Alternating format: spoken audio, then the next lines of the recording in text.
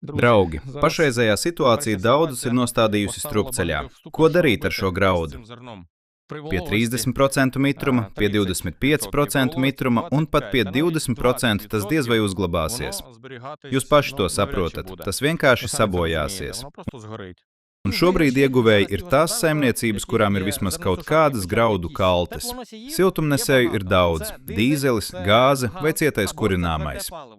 Un šodien es atbraucu uz saimniecību, lai saprastu, kāpēc viņi, nopirkuši jaunu graudu kalti ar dīzeļa siltuma ģeneratoru, uzreiz uzstādīja mūsu Ukrainā ražoto cietā kurināmā siltuma ģeneratoru un žāvē graudus ar granulām. To ražo uzņēmums Agrovorm no Sumu apgabala. Cik man zināms, šāda siltuma ģeneratora cena šodien ir apmēram 51 000 eiro. Tā noteikti nav maza summa. Bet cik tas ir efektīvi, to mēs tagad noskaidrosim kopā ar jums un ar inženieri. Starp citu, lūk, granulas. Kurtuve. Šeit bunkurā tiek iebērtas granulas. Un tas jau ir pats katls, kas izgatavots šāda cilindra formā ar speciālu maisītāju. Šajā maisītājā karstais gaiss sajaucas ar tīru gaisu, un pēc tam tas tiek padots tālāk uz graudu kalti. Galvenā problēma ar cietā kurināmā siltuma ģeneratoriem ir tā, ka visi baidās, ka nebūs stabilas graudu sildīšanas temperatūras. Dažiem siltuma ģeneratoriem tā var svārstīties, un žāvēšanas process notiek nevienmērīgi. Kā tas notiek šim siltuma ģeneratoram? Paskatīsimies. Cik sen jūs iegādājāties kalti? Šogad nopirkām. Tad jums šī ir pirmā sezona, pilnīgi jauna. Jā, Cik tonu ietilpība? viena ielāde 40 tonnas. Pagaidām žāvējāt tikai kukurūzu? Žāvējām kviešus, žāvējām rapsi, žāvējām miežus, tagad žāvējam kukurūzu. Faktiski kviešus un rapsi mēs žāvējām bez šī siltuma ģeneratora. Siltuma ģeneratoru pasūtījām firmā Agrovorm. Aprēķinājām, mums tas sanāca daudz lētāk nekā pasūtīt no citām firmām, ārzemju konkurentiem. Kāpēc? Cik tas jums izmaksāja? Tas izmaksāja apmēram 51 000 eiro. Savukārt konkurentiem līdzīgs siltuma ģenerators maksāja virs no 64 000 līdz 77 000 eiro. Var teikt, ka mēs ietaupījām apmēram 21 000 eiro. Turklāt mums deva garantiju un firma atrodas Ukrainā. Un uzreiz visu pārprojektēja tā, lai mēs varētu pārslēgt mūsu kalti gan uz dīzeli, gan arī uz granulām. Faktiski šis siltuma ģenerators darbojas tikai ar granulām. Cenšamies pirkt ļoti kvalitatīvu koksni – priedi. Priedi? Bet par priedi taču saka, ka tieši otrādi. Tā nav īpaši laba. Nē, mums ražotājs Vladimirs un viņu enerģētētiķis ieteica, ka labāk tieši priedi. Un daudz pelnu pēc tam paliek? Ļoti maz paliek. Faktiski šim siltuma ģeneratoram ir tāds režīms kā turbo režīms. Pirms palaišanas mēs to ieslēdzam, un tas visu izpūš ārā. Vienīgi cilvēks var pieiet un nedaudz iztīrīt atlikumus.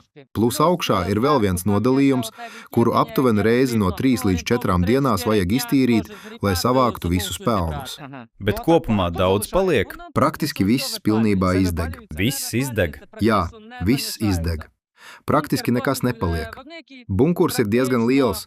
Mēs uzreiz ielādējam apmēram 2 līdz 3 tonnas granulu. Un ar to mums pilnīgi pietiek vienai maiņai, pat ilgāk. Tas ir diennaktī vai cik ilgam laikam? Aptuveni no 10 līdz 12 stundām. No 10 līdz 12 stundām? Jā. 1,5 līdz 2 tonnas? Nē, 2,5 tonnas līdz 3 tonnām. Līdz 3 tonnām. Līdz 3 tonnām. Labi, bet galvenais jautājums. Jūs taču nopirkāt graudu kalti, kurai jau bija dīzeļa deglis. Tas palika faktiski. Tas palika? Viss palika. Vienkārši. Ja mums beidzas granulas vai, piemēram, pazūd elektrība, mēs varam turpināt strādāt arī ar dīzeli. Šogad mēs faktiski nopirkām šo mecmaru. Mēs to uzreiz nopirkām ar visiem sensoriem un visām nepieciešamajām ierīcēm. Mitruma mērītājs ir iebūvēts. Mēs gribējām, lai nebūtu zudumu un aizdegšanās risku graudu kaltē. Mēs viņiem jautājām, ar kādām siltuma ģeneratoru firmām viņi sadarbojas. Un viena no firmām bija Agrovorm. Un jūs jau no paša sākuma gribējāt uzstādīt cietā kurināmā siltuma ģeneratoru? Jā, jau no paša sākuma, jo sapratām, ka dīzelis būs daudz dārgāks. un pastāvīgi uzpildīt dīzeli, tas ekonomiski nav izdevīgi. Turklāt mēs jau esam ieguvuši rezultātu. Žāvējām gan ar dīzeli, gan ar granulām. Ar granulām tas ir ekonomiski izdevīgāk.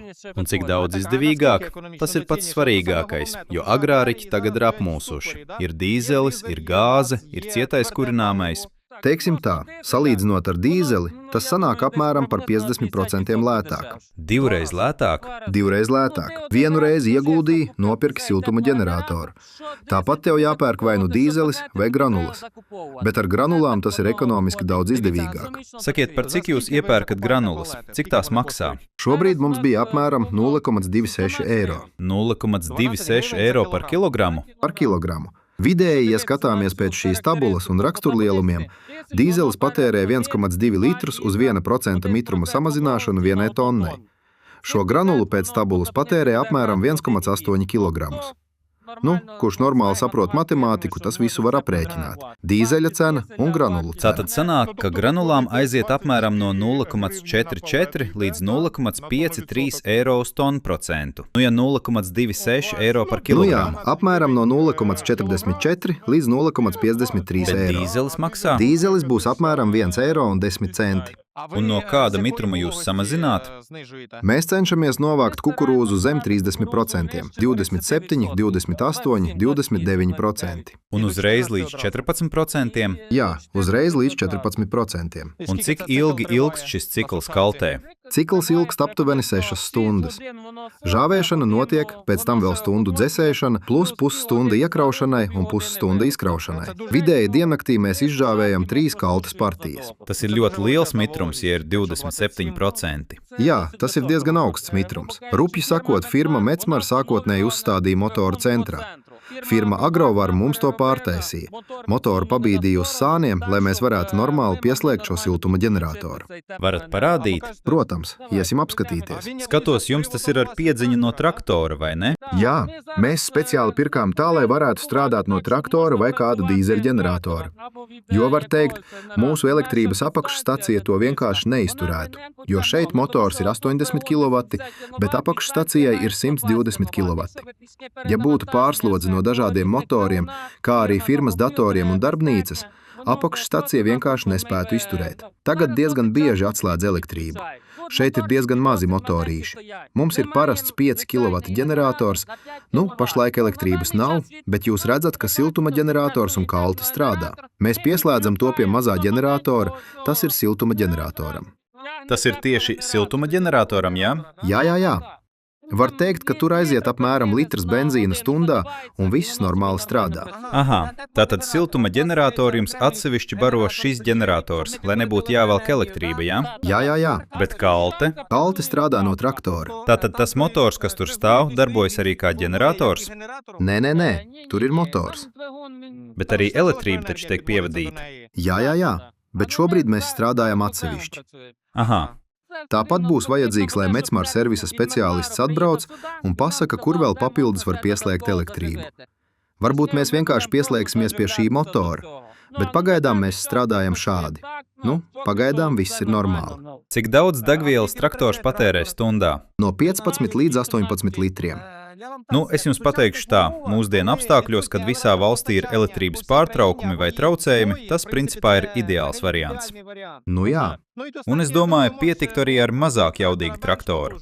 Mums visi traktori ir tādi, tāpēc speciāli pirkt mazāk jaudīgu traktoru, domāju, nav liederīgi. Nē, es domāju saimniecībām, kurām nav tik jaudīga traktora. Viņiem pietiktu nopirkt mazāk jaudīgu, un tas pilnībā nodrošinātu visu kalti.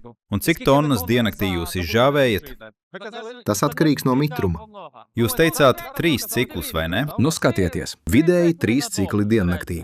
3 cikli pa 40 tonnām, 120 tonnas. Skatieties, ja tā būtu kvieši vai rapsis, tad tie žūst apmēram no 4 līdz 5 stundām. Attiecīgi, ja pilns cikls ir 4 stundas, tad sanāk 6 cikli, bet šeit sanāk 3.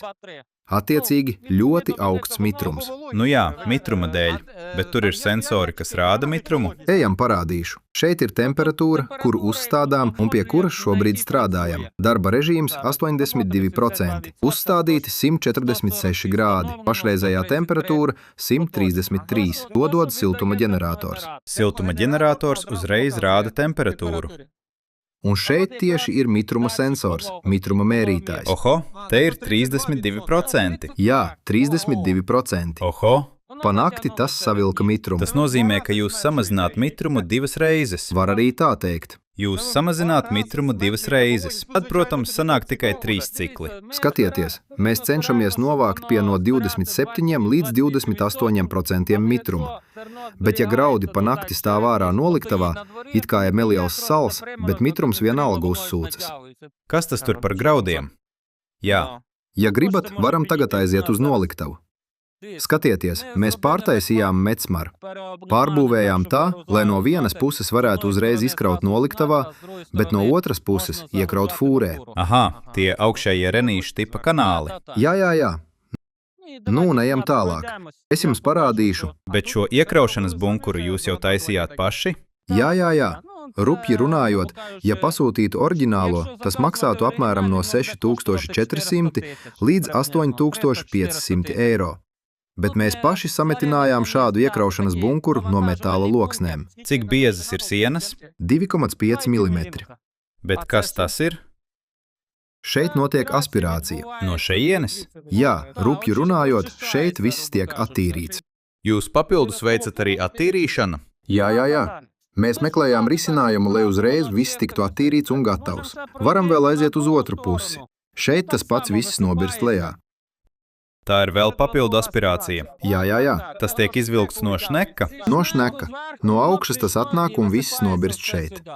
Tas nepārtraukti cirkulē žāvēšanas laikā? Jā. Karstais gaiss visu izpūš, un visi liekie piemaisījumi nobirst lejā. Mēs nedaudz pārbūvējām, jo rūpnīcas variants bija zemāks un Big Bag maisi, var teikt, neietilpa. Aspirācijas sistēmai? Jā, mēs pārmetinājām šo stiprinājumu, pacēlām nedaudz augstāk, un tagad mums ir vieglāk piebraukt ar JCB, savākt un izvest atkritumus. Attiecībā uz pārbūvi, šeit faktiski mums pabīdīja motoru. Bet kur tas sākumā bija? Motors sākumā atradās centrā. Pabīdīja, lai varētu uzstādīt? Lai uzstādītu nosūci uz kaltes. Mēs uzstādījām vēl papildu aizbīdni, lai viss neietu pa apli un nenonāktu atpakaļ. Lai apakšējais siltums netiktu zaudēts uz rūpnīcas degļa. Vai jūs vispār izmantojat to degli? Izmantojam, ja mums nav granulu. Principā viss ir darba kārtībā. Viss darbojas. Ja, piemēram, granulas beidzās vai nebūtu šī ģeneratora, bet vajadzētu žāvēt ar dīzeli, atvērām aizbīdni un strādājām ar dīzeli. Nāciet, es jums parādīšu, kur mēs no tās puses izkraujam. Izkraujam uzreiz noliktavā, papildus ieslēdzām vēl ventilatorus un papildus piežāvējam. Izpūšat? Jā, izpūšam, lai tas nesakarst. Nu, un jūs redzat, tagad kukurūza ir daudz tīrāka un daudz kvalitatīvāka. Faktiski pēc kaltes iegādes mēs uzreiz sākām meklēt siltuma ģeneratoru. Meklējām informāciju internetā, plus jautājām firmai Mecmar, lai mums nepazustu garantija uz kalti, ar kuriem siltuma ģeneratoriem to var savienot. Viens no variantiem bija Agrovarm. Es sazinājos ar Vladimiru, un viņš faktiski man iedeva informāciju par visiem klientiem, kuri jau bija iegādājušies šos siltuma ģeneratorus un kur tie atrodas. Es aprunājos ar pircējiem, visi bija ļoti apmierināti, aprēķinājām ekonomisko izdevīgumu un nolēmām izvēlēties tieši šo siltuma ģeneratoru.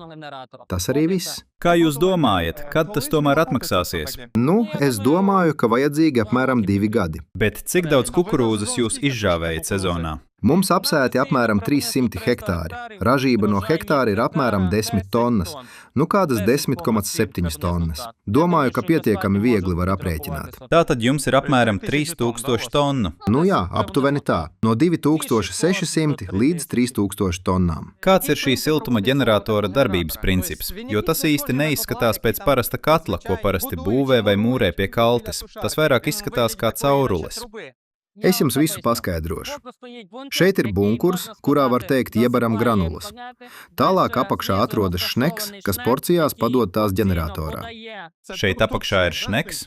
Jā, šeit ir šneks, kas padod granulas iekšā kurtuvē. Tur tās tieši tiek sadedzinātas. Pēc tam karstais gaiss izplūst un tiek padots uz žāvēšanu. Skatieties, tagad parādījās elektrība. Ģenerators ir izslēgts, pārslēgts, un var teikt, ka siltuma ģenerators tagad jau darbojas no elektrotīkla. Tā mums elektrību periodiski atslēdz. 4 stundas ir, pēc 4 stundām nav. Un ekonomijas nolūkos mēs pārslēdzamies, lai papildus netērētu benzīnu. Tātad jūs izslēdzāt to mazo ģeneratoru? Jā, izslēdz mazo ģeneratoru un faktiski neko neapturam. Viss turpina strādāt jau no elektrotīkla. Šeit viss ir ļoti labi pārdomāts, lai nebūtu nekādu avārijas situāciju. Un žāvēšanas režīms ir diezgan vienkāršs.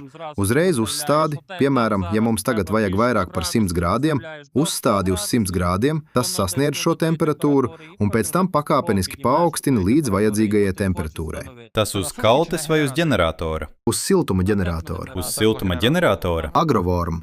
Bet uz kaltes temperatūra tiek dublēta, un var redzēt, ka tiešām tieši tāda temperatūra tagad tiek padota uz žāvēšanu. Ja jūs gribat redzēt vēl šādas Ukrainā ražotas konstrukcijas, šādus siltuma ģeneratorus, rakstiet komentāros, speciāli jums. Meklēšu saimniecības, lai ar tām aprunātos un noskaidrotu, cik tas patiešām ir izdevīgi, īpaši pēc vairākiem darba sezonām, jo, lai atmaksātos siltuma ģenerators par aptuveni 51 000 eiro, jāizžāvē diezgan daudz kukurūzas.